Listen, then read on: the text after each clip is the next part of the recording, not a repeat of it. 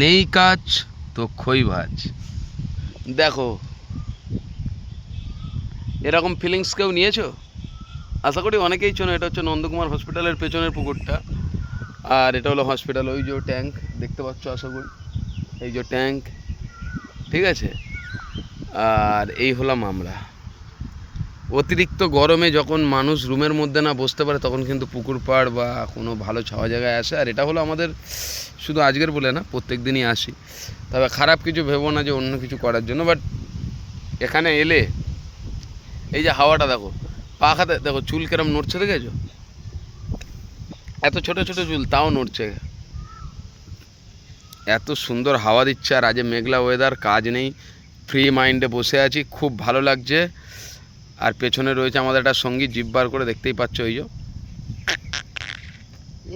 ঠিক আছে, চলো টাটা বন্ধুরা, লাভ ইউ অল ফ্রেন্ডস।